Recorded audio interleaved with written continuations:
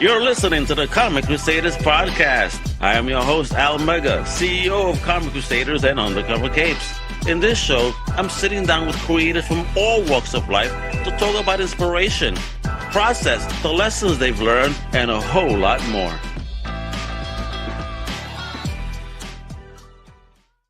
Wepa! What up, Crusaders? It's your boy Al Mega back with another fire episode of the Comic Crusaders podcast. And today we have a return guest.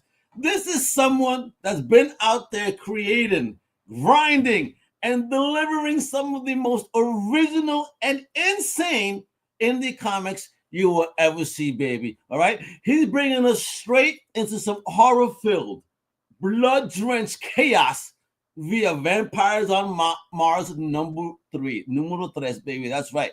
It's vampires in space on Mars. How did we get there? What terrifying madness is in store for us?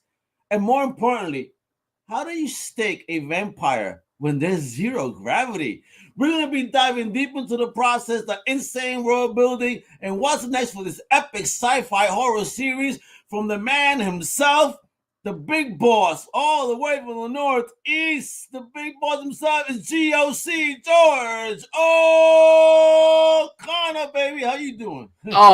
Okay. So just bringing everybody backstage. Before we started, I told Al how excited I was to specifically talk to him. Because last week of the campaign, a lot of work going in, and the energy's maybe running a little low. And then I see the logo. I'm like, right. Al's going to make me feel real good about myself for the next 45 minutes. So I am great, man. And again, I truly appreciate talking to you and being here. And, you're talking about it. Like, I'm about to enter my 15th year of basically the con circuit of making comics and cons. And that's how we met. I mean, at this point, like, I don't know, 6 or 7, maybe 8 years ago. I've known you for about half your journey. Yeah, and I mean, and we your energy has not dissipated at all. I mean, the energy you just brought was pretty much how we were introduced. And I'm pretty sure it was Fan Expo Boston, the first Fan Expo Boston. Yeah. Oh wow, yeah. Yeah. So I mean,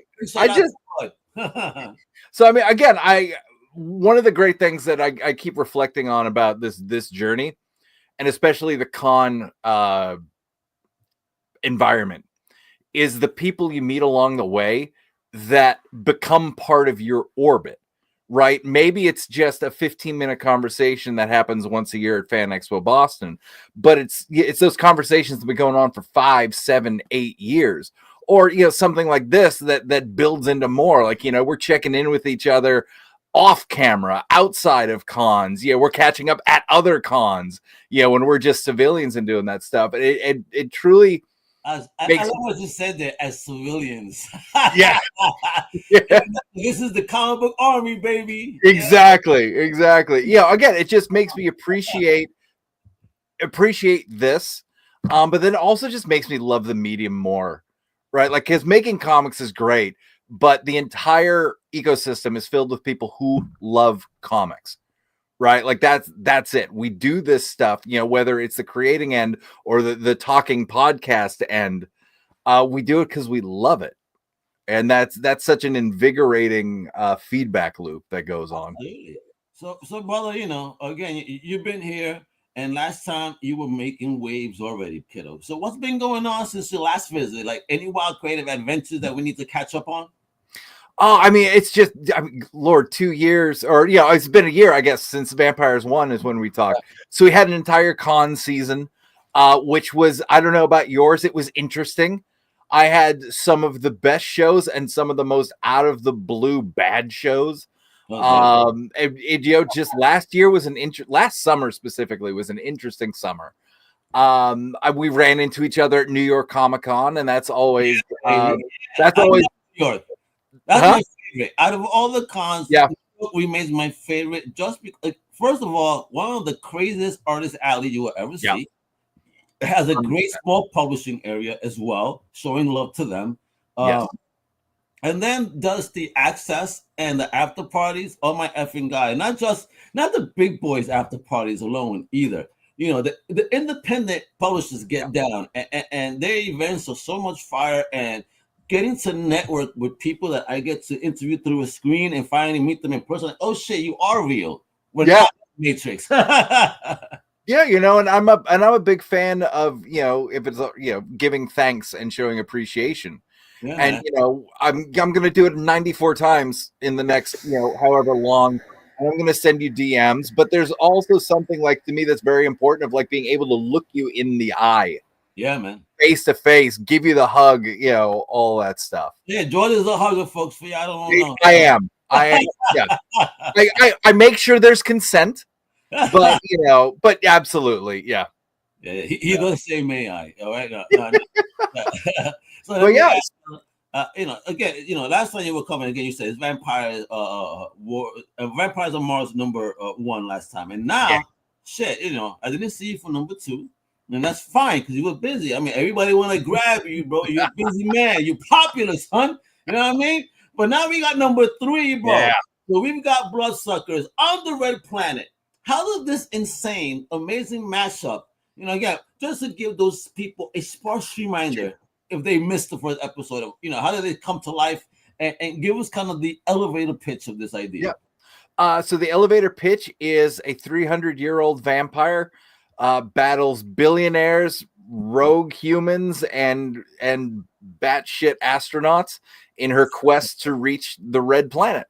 And it's a sci-fi dark comedy horror mashup that definitely delivers on like the B-movie vibe that you expect when you have a book called Vampires on Mars. But then we also infused it with kind of a more universal question about how much of your humanity do you have to sacrifice to succeed? And I think that's where I get very proud of this book, is that, we're going to entertain you. And if you're reading along and paying attention, there's a little more going on underneath. I am joined by Fernando Pinto, who is the artist and co-creator, Ellie Wright, the Ringo-nominated colorist. Oh, absolutely. Justin Birch, who is also Ringo-nominated letterer, and James Emmett is our editor. And working with them has been such a joy. Them getting inspired and excited about the beginnings of the idea, but then adding their own talents and ideas into it. It just elevates the whole story from concept down to every single panel. And especially in this third issue. Yeah, because that's what I wanted to ask, bro, because the first 2 issues did set the stage. And I was about to ask, what is going down in issue #3? What can the fans expect? Is it more horror, more action, more intergalactic biting? What's going on here? All hell is about to break loose. Yeah. This is the find out portion of the show. Oh, so this is the Fafo book, huh? Yes. What's going on? Yep. They are within sight of Mars. They're within sight of reaching their goal. And now everybody's kind of wrestling with the consequences of their choices. And what is that going to do on our 5-person crew? You've got crew members who are absolutely in love with the idea of being a vampire and everything that they are promised. And then you've got other people who are feeling their humanity being lost, and what does that mean going forward, and really realizing what they sold to get here. Yeah. And the conscious that starts stirring inside. And so what happens when the team starts to pull apart and break apart? And it's one of the things I'm really proud about this book is Fernando and Ellie as an art team. When it is exciting and action packed, the stuff pops right off the page. When we need to slow it down and be a little more cerebral, a little more talky, it is smooth, it's bright, it's clear. Fernando, again, he is an up-close magician in his ability to swing between horror, sci-fi, talking parts, dark comedy, all of that, and do it so smoothly. It was fun to revisit this issue and kind of look at it with kind of new eyes, and just see the amazing stuff that everybody on this team did. So yeah, the chaos and the blood gets ramped up on this one because we're going to the top of the roller coaster right now. I can't wait till people see. Because again, I want to tease you folks in a little bit. Don't you worry. I'm sharing the Kickstarter below, and yes, I will be bringing it on screen. They got a dope video and everything. Then we're gonna run through everything you could get when you make it rain. Because listen, they have only a few days left, but these few days, you know, somebody's getting paid, and they're also getting a tax return. So don't be giving me no bullshit. All right. All right. I know there's money coming. Don't give me no excuses to support independent comic books right now. All right. So kiddo, talk to me here. Vampire in space, right? Such a natural combination, right? Of course. I mean, if you think about this. So was there any classic sci-fi horror inspiration that really influenced the direction of this? What was fun in this is taking all of kind of like the vampire tropes that we know and kind of the sci-fi tropes and mashing them together. I mean, one of the reasons that I wanted to pursue this idea was thinking about, well, actually vampires would make pretty good astronauts, you know, in a very real, in the real world. Part of the reason it's very hard to send people to Mars are things like the amount of radiation they'd be exposed to. Right. You know, so vampires, they, you know, we're lifting that kind of cliche about them being faster healers. What do you do if you can remove basically life support from the vehicle? You know, that makes it lighter. So now it's, you know, it takes less energy to get it going, or you keep the same energy and you get there faster. You know, so there were just these little scientific bits. Deep, bro. What were you smoking that night? Wait a minute. I mean, the universe just kind of like, well, this is the payoff of staying curious and being a nerd. It, you know, it's when the Venn diagram crashes together, because the core of this concept was brought up or kicked around on a drive from Baltimore Comic-Con back to Boston one year. Okay. And check this out. Who were you with? Right. Who are you with? Who are you chilling with? Two of my ride or die creators. Griffin S., who is the artist and co-creator of the first two graphic novels I did, Healed and Baby, and one of my dearest friends, biggest supporters. She is a writer, actress, director, and just like head cheerleader. Her name's Diana Porter. And so the three of us went down to Baltimore for the weekend, and we're driving back. And the thing I said was, I would consider becoming a vampire if that meant I was around when all like the cool astronomy stuff happened. You know, the astrology or astronomy, sorry. The astronomy kicked in, you know, like when we land on Mars, when we just make all these big breakthroughs. And that just, you know, and now you're on the road for 9 hours. What else are you going to do? But you're just, you know, with two other creative people, is you're going to start telling stories. Stop picking that shit apart. The idea, like, wait a minute, let's do this. How about this? I dig it, brother. I've been in there with my friends sometimes, but we start drinking, and next thing you know, because we're comic book fans, we're geeks, and you know we love movies, and we start thinking, but what if this and that? And next thing you know, if we had a camera, we probably could film a blockbuster in the night. What if is the greatest question in the world. Isn't it? Yeah. And especially when you get to play that game with other creative people who are really good at yes-anding. So again, we got the core of the idea. And I think one of the things that I was really excited about is a lot of like the mile markers of the story came really quick. And then it gestated for a while, and that's where what's the real core of the story? Like, it's fun. Look, it is a blast to throw vampires into space and let chaos reign. But the stories that I react to the most, especially sci-fi stories, are ones that can take a premise that hook you, but then once you're in it, you start to realize that there's more going on. You realize that the sci-fi part is just the candy coating for a bigger universal human story to be told. And once I started digging on that, kind of like the price you pay when you sell, you know, your soul, your morals, your beliefs to get ahead, that started to really get me excited about it. And you were talking about the science. One of the things I am still like, I can't believe we pulled this off, is there is an astronomer and science writer. His name is Phil Plait. I've watched some of his stuff, some of his shows for years and years. And what I admire the most about him is his ability. So his ability to take big concepts and break it down in a way that the layperson can not only understand, but get as excited about it as he does. And he's got a great sense of humor. So I sent him an email, and the subject line was interview request. Could vampires travel in space? And I pitched him. I was like, hey, this is the comic book. This is the premise. I would love to talk to you about, like the real situation of, the real challenges that we're facing sending people to Mars. But then I also want to talk about the science of sending vampires to Mars. And he was game. Like within a couple hours, he had replied back like, haven't heard this one before. Let's do it. You touched his geek heart like no other. Yeah. So that interview, which again, it was like, it was like a one-on-one con panel, which is amazing.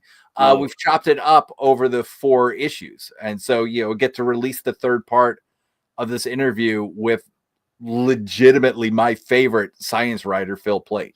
So that's also a little bit of the extra that you get with the book. We 100% follow through with the premise and the promise, and then the humanity, the kind of universal truth of it all.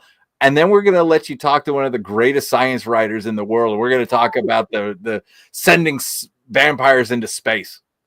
Yeah, but I got to ask here, because every great vampire tale has its rules, right? Yes. So does your Mars vamps have any special abilities? Are they allergic to sunlight? Does the Martian atmosphere make them even more deadlier, or weaker? I mean, how does this go? So some of the rules that we set up is, some of our specific rules is that the whole sun thing, because we're sending them into space. There is no night in space. Playing around with the idea that it's the distance from the sun. So a combination of, like UV coating on the ship, along with the expanding distance, decreases the deadliness of our sun. And actually, one of my favorite sequences in issue 2 explains the science of that and shows kind of like how determined and psychotic our lead character Hannah is. And the other thing I played around with, because you were talking about how do you stake someone in space, I was just kind of thinking about it, that if you pierce anything with a heart, like, it's gonna die. And but when were these vampire stories brought up? Probably when a wooden stake, a sharp wooden stick, was the most deadly thing you had available to you. So we do play around with the idea of like, no. Like, you pierce the heart, vampires are going to die. They haven't updated the humans, because why give them more information? Why make it easier for them to get killed? So that was some of our special rules. But we bring over a lot of the classics as well. Like blood absolutely plays a role in their life. The extra, the strength, the longevity, the heightened, I was going to say vibe, but that's the wrong word. But just the heightened part of being a vampire. Yeah. Folks, I know we've been teasing, we've been discussing this.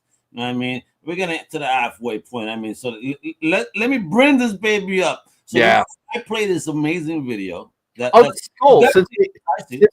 Since we've been on, we crossed the 150 backer mark. Yeah, baby, look at that. Yeah, you're getting closer, ever so closer. Right. And just to let other people know, one of the things I love to do is connect other independent creators with the people that back my books. So basically, every 25 backers, I add a free PDF of a book from a creator that I'm either a fan of or a book that I've supported. So right now, hey, 151 just crossed. So Yeah. so right now, that free bundle is now up to 6 books. So that's an extra $30. Everybody, no matter what level you pledge at, that's an extra $30 worth of stuff that you're getting along with it. And it's a beautiful thing that we're live on air and we're seeing you keep crossing and getting more backers. And a salute, to all of you guys supporting independent comic books. 151 backers out of a $5,000 goal. My man is currently at 39.28. Episode close. So 7 days ago, it is very feasible. And you folks that are watching, I see you. Come on, man, chip in. Now I'm going to show you this video, and then I'm going to show you how you can chip in, how much you want to chip in is up to you, of course, because my man George makes it easy for everybody. So sit back and relax to check out this trailer. Then we're going to jump into more Vampires from Mars, baby.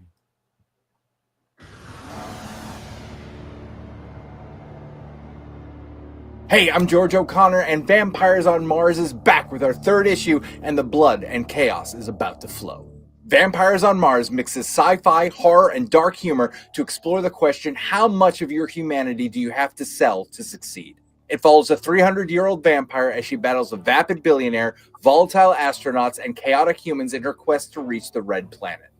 Bringing this issue to life is a fantastic group of artists and collaborators. Illustrator and co-creator Fernando Pinto, Ringo-nominated colorist Ellie Wright, Ringo-nominated letterer Justin Birch, and editor extraordinaire James Emmett. Together, we're blending the over-the-top humor and vibe of Chew with a claustrophobic chase of aliens.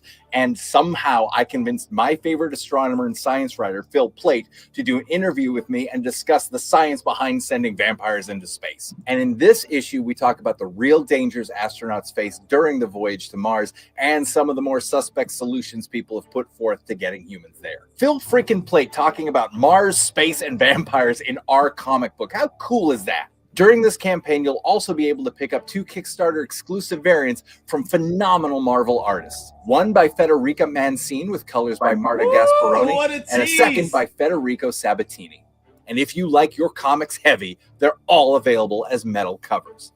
If you want to grab some digital vampires, you can choose our standard PDF of Vampires on Mars #3, or the deluxe edition that also includes my script, Fernando's layouts and inks, and Ellie's colors. It is perfect for all you process junkies out there. On the physical side, you can pick up a collectible soft enamel pin and dive into my back catalog to check out some of the other books I've worked on and co-created. And if you're looking for a super exclusive reward, Fernando will memorialize you or someone of your choosing as a time-hopping vampire. Pick an era you'd like to be a vampire in, and Fernando will transport you there. You'll also find an extensive add-on menu so you can customize your rewards. Add extra copies of the book, pins, and graphic novels to shape your perfect rewards pack. And if you're new to the Vampires on Mars series, we made it super simple to catch up on all the bloody sci-fi. Years ago, I told my friends I'd become a vampire if that meant I'd be around when humans landed on Mars. And here we are today with a series I can't wait for you to read, made by some of the most wonderful collaborators I've ever had a chance to work with. So, if you've ever wondered how far you go to get that thing you really wanted, if you like a good existential question wrapped around some sci-fi and humor, jump on board Vampires on Mars #3. Wepa, you heard it here, folks. You better jump on this dope-ass project by my boy George. That's right there, yo. Coming out the Northeast, kicking ass with Vampires on Mars. I mean, look at this cover, yo. Look at that assness right there, bro. Well, that's the creation. Talk to me about the creation and the process with the creative team during this particular issue. Yeah, the great thing about doing a series like this is you become more and more familiar with each other, and the trust just builds and builds. So by this point, I'm giving Fernando actually less and less direction. I'm telling him what needs to be there. I'm giving him the important points, but then I get to just take the reins off and let him tell his story. Because Fernando, I mean, beyond being an incredibly talented artist, he's a great storyteller as well. He's got his own books. He's got his own catalog. He knows how to tell and pace a story. So the last thing I want to do is hamper him. So it's, I truly believe you paint a target. You paint a target, you point your crew towards that target and let them find their way. because not only does it empower them to do their thing, they get to bring their own vibe and personality and expertise to it. You know, I'm never going to be as good a visual storyteller as Fernando. I'm never going to understand the color wheel as well as Ellie. I'm never going to understand page flow as well as Justin. So why in God's name would I get in their way? Like, just let them do their thing. And it'll come out better. And then, like I said, with this issue, we hit so many different emotional and energy beats within the issue.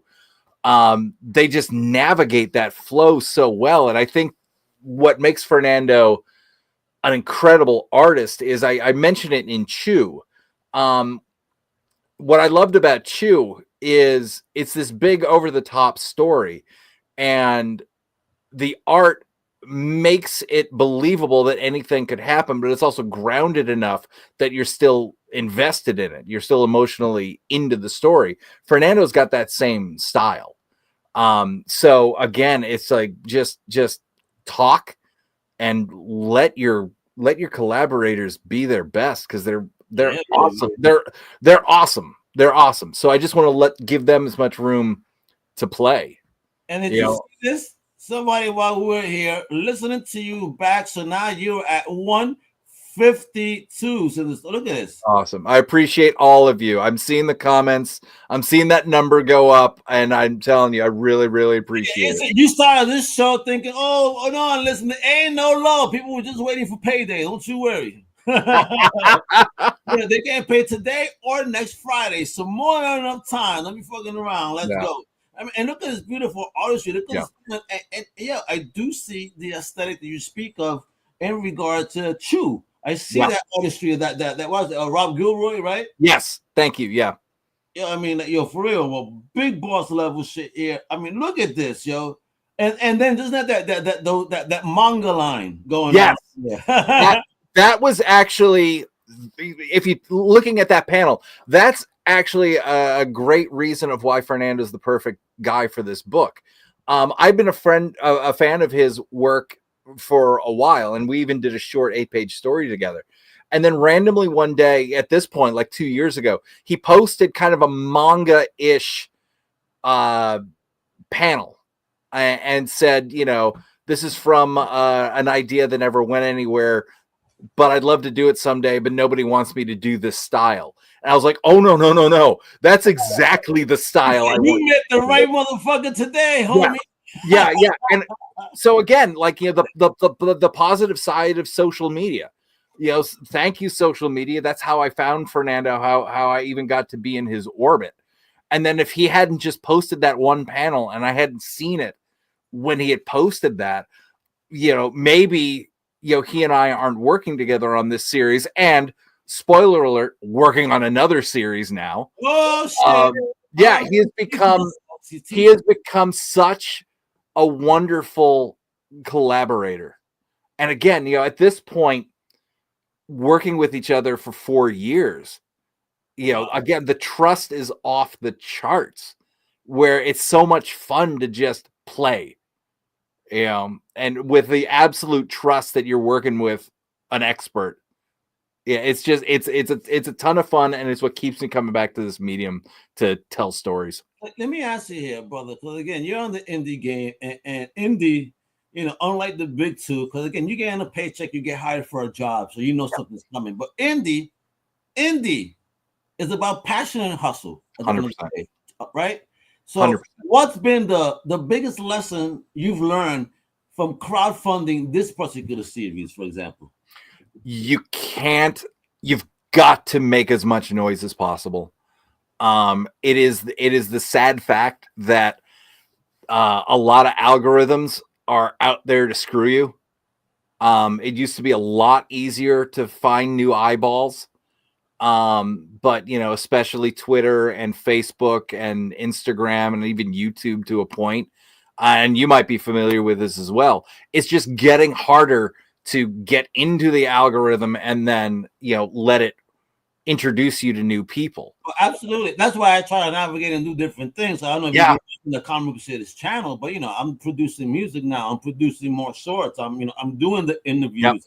I'm changing the format just a tad, just to just way more energy and get it out there and get noticed without abusing the system. Because again, I also still do want to be naturally found and like, because I'm not here paying for anything I do. This is all work and passion. It's I'm passion. gonna pay to play. I'm gonna let my work be the payment. You feel me? Absolutely. Yeah, absolutely. So all of that is a very long way to say, like, if you've got something and you want to share it with the world, you got to ring that bell over and over and over again. It's 4 o'clock at the stock market. Ding, ding, ding, ding, ding. Yeah. Like the way the algorithm is built, the way the social media world we live in, you can't ring that bell enough, because even when you think, oh, everybody's sick of seeing this, chances are 90% of the people you want to reach haven't seen it. And it's not your fault. It's not their fault. It's the playing field that we're on. So my biggest recommendation is you have to be your biggest fan. You have to be your loudest fan. Yes, and you got to keep hitting it over and over again. And when you think you've hit it too much, hit it 2 more times. Yeah, exactly. Even if you need to take pills or whatever, but make sure you get that energy up and hit it again and again. And then also, and I was just going to say, and also find a voice that you're comfortable with. There are 100 different ways to pimp your project. I chose that word specifically for you. On the fly, I'm like, no, I'm gonna say it. Al's gonna like it. But what definitely comes across is you can kind of see when someone is being honest and they're putting their heart out there, and when they're maybe kind of doing a bit. When they're trying to play the part. Yeah, man. So there are 100 different ways to promote yourself and promote what you're working on. Find the voice and the style that makes you comfortable, because 1, it's going to come through as honest and sincere, and 2, it'll be easier for you to do it because you're doing something you're comfortable with. For me, we can blame the Catholic guilt for this. The easiest way for me to promote is to put the spotlight on everybody else. So I can talk all day and all night, clearly, about Fernando, Ellie, Justin, James, our Marta Gasparoni, and Federica Mancine and Federico Sabatini. There are variant cover artists for this one. And I am in awe of all 8 of them. So it's easy for me to talk about this project if I'm talking about them. Gotcha. Versus some people are much better with self-promotion, putting the spotlight on them. Braggadocious nature of self. And, I feel you. I'm from that generation too, where it's not about me; it's about my village. Yeah, and again, there is no right or wrong. So long as you're being honest, humble. Yeah, I say the word humble. Don't be too braggadocious. Where you listen, bro. Don't let me check you where you're not that fucking good now. Like, there's a writer who put it. His name is Mark Bernardin. I admire him a lot. He said it the best: "Be humble, but let a motherfucker know." Hey, I love that. Needs to be a fucking rap song. Can we get him to spit some bars? What's going on, bro? I'm pretty sure he has like a T-Public shop set up where you can buy a shirt with that on it. Let me ask you, because I'm a big admirer, of course, of lettering. Because without a letterer, you cannot read a book. So who's your letterer here? Because they're definitely doing the action scene some justice over here. That's Justin Birch. Yeah, I mean, there is a reason he is Ringo nominated. There is a reason he is never looking for work. And again, on a issue like this that is hitting a bunch of different emotional and energy spikes, the letterer is up close magic. They are the unsung hero that keeps you, the reader, engaged and moving throughout the panel. I know just enough about lettering to know how hard it is. Yeah. And I'm educated. You knew just enough that you didn't want to be a letterer. I know. Here's the reality. I've lettered enough to know my lettering is fine, but I'm not going to elevate a book. I'm not going to make you put the book down, but I'm not going to elevate it. Yeah. Someone like Justin, someone like Taylor Esposito, who lettered my book Charlie Spot, they're experts.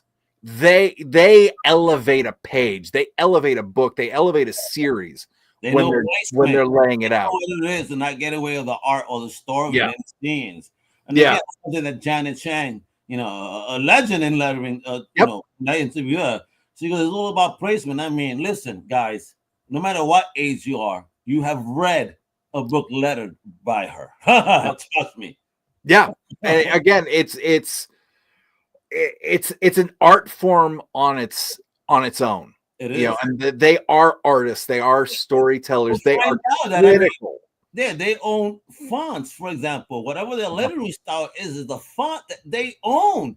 Yep. So that shit is like copy. Listen, when you know it is an artistry, like he says, of its own. Lettering is his own. Yo, powerful. Yeah, and we need everybody. It takes a village, right? But let's get into 100%. This real quick, Pop, because again, you know what I mean. With the time we got left, we got to talk about how people can get involved in this amazing project. Right? Listen, you can start for as simple as $1, because who needs a coffee? Not that a coffee costs $1 anymore. So that means you won't even miss it. You know, you spend $1 if you just want to throw $1 out there. You know, why not? But when you want something, you can get started on those PDFs for as low as $5, baby. All right, and it's going to be delivered into your inbox. You know, the plan is for July 2025, from what I see. Yep. Now you got the digital catch up. Now, what did I just tell you? The first is $5, but guess what? You get number 1. Number 2 and number 3 for only $12. You save $3 on those digital copies right there, and you catch up digitally. Yep. All right, but and then you got those digital deluxe PDFs starting at $15. Now, when you want to smell the ink and be old school and get that wall porn, that soap porn, that box porn, whatever the hell you put your shit in, that's what it is. Yo, you got to start at $20, baby, for Vampires on Mars Numero 3. All right, physical copy. Ships anywhere in the world. You hear this? Anywhere. My man ain't shy. No. If you in motherfucking Antarctica and that nice spot in Antarctica, just give us your address. And hopefully, you know, whoever delivers there, you know, we'll get it there. All right, baby. That's what my man's gonna do. You get those variants right there, starting at $25. You know what I mean? For real. Pitch in, yo. The pinto cover with a pin, $30. I mean, my man got deluxes. You got to go to this page. I'm showing you below. It's right there, guys. It's also in the show notes. Let me play it around. I'm showing you, but you could take much more of your time and know exactly where you want to play it, hopefully towards a higher tier. Because, again, look at this. You get all 3 covers, right, in print. Yep. And PDF. So, you know what? If you don't want to smell the ink because you want to protect it from smudging, just in case you have sweaty hands, you know what I mean? You go ahead, get those 3 covers to put on your wall, on your shelves, on your boxes, and then read those PDFs all for $40. Yep. Great fucking deal. And if you want to go old school and get the copy to bag and the copy to read, you can add extra copies through the add-on menu. At 90s shit. That's what you're talking about. Absolutely. I remember in the 90s, I knew a lot of cats like that. You know, the early speculators in the game, if you will. And they will always do that. Oh, I'll be like, yo, why you buying like 5 copies? Oh, something to sell and just one for me to read. I said, you motherfucker. Can you? I used to get mad because I'm like, yo, other people want to read this. That ain't fair. Even though I like to make money, but I also want people to be exposed. And, you know, and I also want to be able to get their hands on shit while it's affordable. No. You know, because right now it's like, you know, you have real fans out there, but things that they really would love to have is just so out of reach and it's out of touch sometimes. Like, damn, really? That's insane. You know? You know, but it's all right because Vampires of Mars is actually going to be one of those insane books going to have some high value. How many first prints we still got in the collection, George? Do we have any first prints still? Oh, yeah. Yeah. So right now, we've got more than enough to catch up kind of on the standard tier. Ooh. And in the add-on menu, you know, when you print, you get overage. So we've got a couple of the variants from the last 2 campaigns available as well, like just a handful. Nice. But if you dig them, again, like the cover artists, the variant artists that have said yes to being a part of this, again, blow me away. These are friends like Alex Cormick, who I've worked with a bunch of times. Who's just a man. He's just a pro's pro. And then other artists who I found through social media, and I was like, I would love to, work with you. And they say yes, and they create these killer covers. And the variants, just so people know, they are exclusive to the campaign. So Federica Mancini and Marta Gasparoni's cover, and then Federico Sabatini's cover. This is the only way to guarantee that you get it. So if they're left over, then that's kind of just luck. But this is the way to make sure that you get them. And then because I am a heavy metal fan. So one of the things I've really been enjoying in this campaign is making metal covers. See that right there? You did that on purpose. You saw where I was. You saw where I was. And I'm telling you. So Ready Comics is the company I've been working with.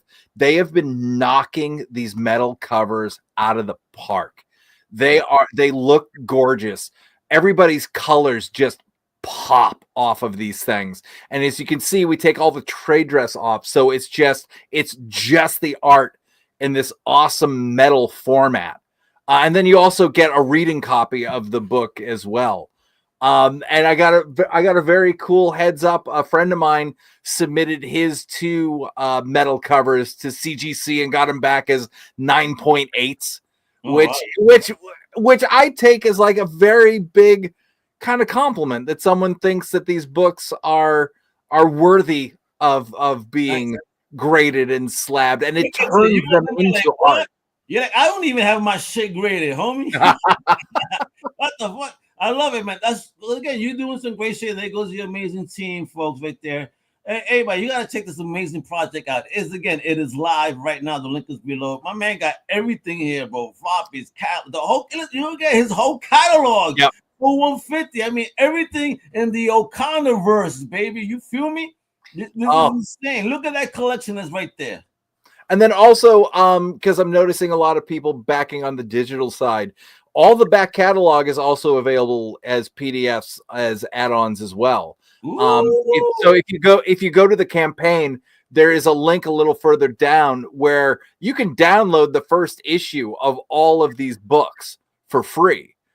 So just by going to the campaign page, you can get a $30 value just by clicking that download link. Folks, your favorite F word, 4-letter, and that's not the bad one. You naughty people. It is free, baby. Come on now. And then you can read the first issue and some samples from all of my stuff. Yes. And then if you're a physical person, you can add them on. If you're a digital person, I'm happy to send you the digital version of all this stuff.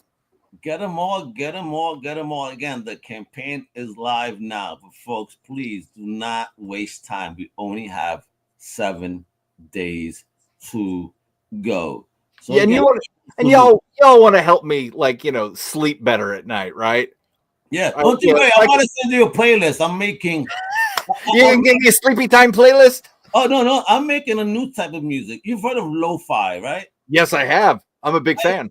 I am making comic-fi, music for comic creators. It gets you in the zone to either create or relax. I promise you.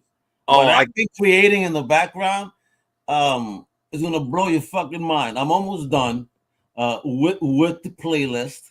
So, and the shit that I made, I've been sitting here weeks. This is why I've been silent sometimes, folks. Yeah. When you see I make a quiet, there's reasons. Something's boiling.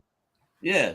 So, I put myself in my studio, in my cave, and let me tell you, I created something. I'm just cleaning up the audios, and that's awesome. I think that you guys are going to love it. Yeah, for real, bro. You're either going to be able to sleep or you'll be able to work, or maybe you'll be able to work in your sleep. Who knows, George? That's awesome. I mean, as a musician to a musician, I love hearing that. I also love anytime someone like yourself, who is just the biggest megaphone supporter for other creators, when you start creating your stuff, that gets me super excited. That you've been putting out all this energy for so long. I love when the opportunities come up for that energy to come back towards you and your creation. So I can't wait to hear it, man. Uh, Congratulations. when you hear it, you're about to bug out. I almost feel like giving you a tease to one of the tracks, man. Please. Should I do that? Let me pull this up over here. Where's my Jones at? Because let me tell you, my Comic Fi music list, because I've been working on it to clean it up. All right. Like I said, I'm going to give you a sample then right now. This is again, I call this Comic Fi. Yeah, I love it. It is supposed to hopefully kind of get you into a place to be creative, you know? So it's uploading right now, and I call this one the Villain's Anthem, because it's going to have a little grimy vibe to it, all right? So check it out. Tell me what you think.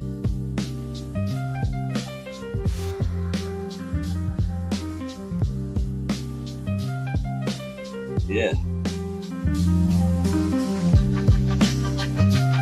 Woo! Come on now. Oh, everybody spit some bars for me. Let's go. Everybody rap right now. What's going on?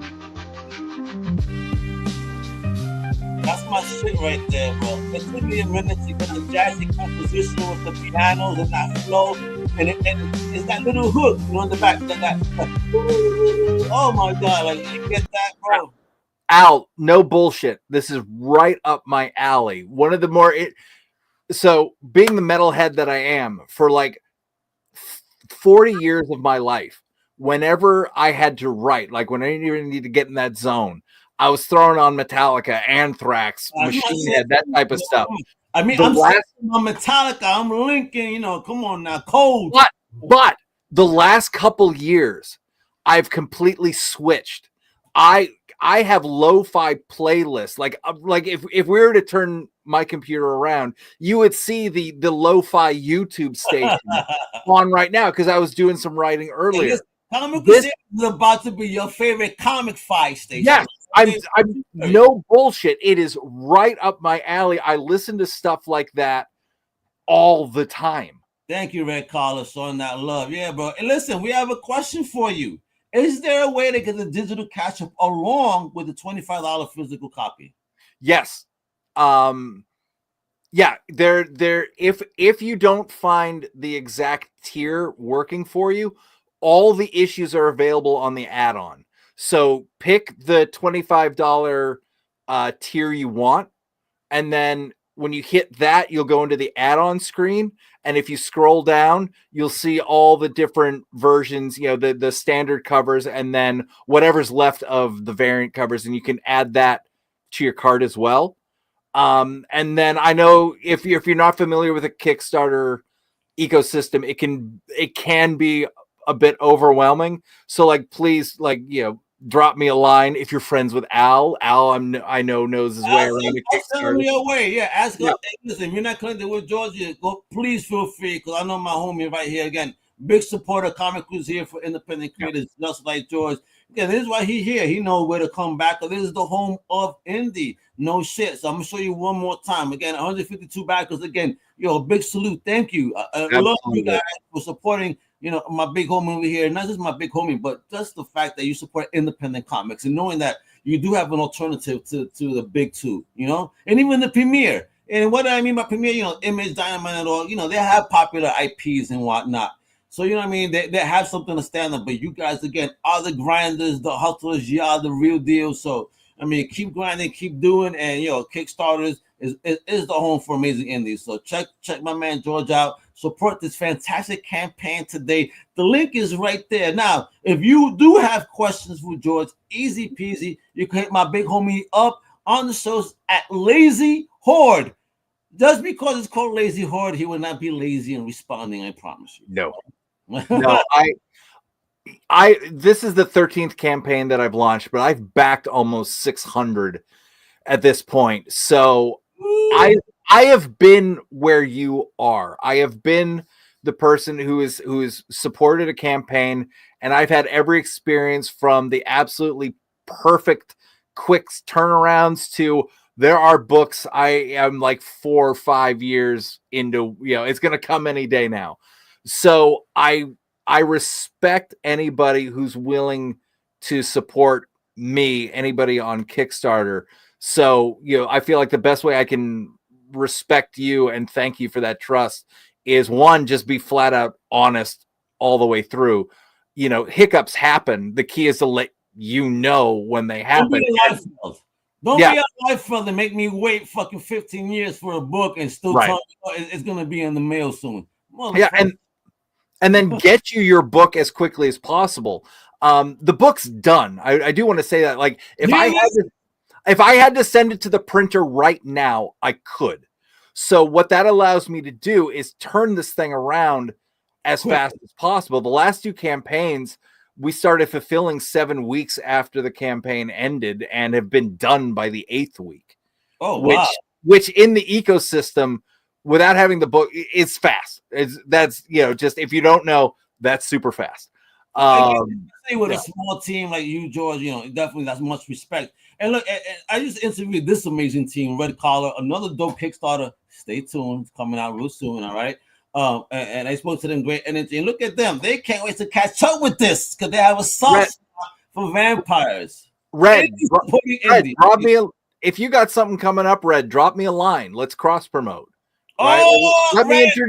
Let me introduce you to my audience. Introduce me to your audience, and let's get some cross pollination going. Why I love indie. You see that? Yeah. It's about building the village. And so you heard Tim right there, yo. Don't be fucking around, Timmy Main. Hook up with my man Big George over here. He a big boss. All right, and y'all should help each other. Absolutely. This is the spirit of indie, the power of indie. You don't see this shit no place else, mi gente. You only see it in this world. Let's go. You know this because you're boots on the ground. We are not each other's competition. We are each other's support system. Yes. And I truly believe that Kickstarter, indie comics, you know, the comic convention scene, it's not a zero-sum game. It's not. Yeah, we're all there to tell our stories, grow our audience, and hopefully make it a little easier to make the next thing. You know, and I truly do believe, you know, the tide rises everybody. Yep. And my man Rat Collar is down. They're gonna hit you up and drop you a line real soon. We love it. We love it. So man, that's what it is. Again, follow my big homie George at social at the Lazy Horde. A big shout out to our mutual friend, you know, and a big supporter, and Melissa Mazaros. Don't hide PR again. If you are a comic creator out there, again, she has a limited schedule, yo, because she does work. You know what I mean? So if you get to score her, you're very lucky. So if you're a creator out there that has a campaign that may be forthcoming, so again, be ahead of the game. You reach out to don'thidepr.com, for real, all right? A big shout out to Mel. Love you. Thank you for your support and assistance and again, helping creators like my man George. Small world, you know what I mean? Know her from a long time ago, but then winds up working with you and says, hey, I know this guy. I said, I know him too. What is this? I love it. Because that's what it is about the independent comic book community. It's also a small community. You know what I mean? Let's make sure we take care of each other and we rise together, mi gente. And with that, that is the amazing George O'Connor. I am Al Mega. It is Comic Crusaders. Please tune into everything Comic Crusaders. Sign up, subscribe, turn on notifications. Hasta la próxima, mi gente. Much love. Wepa! Thank you for listening to the Comic Crusaders podcast. If you like the content, please subscribe and turn on notifications. Also, please visit comiccrusaders.shop and our extended podcast family over at undercovercapes.com. And also make sure to download the Comic Crusaders app on the Google Play Store today.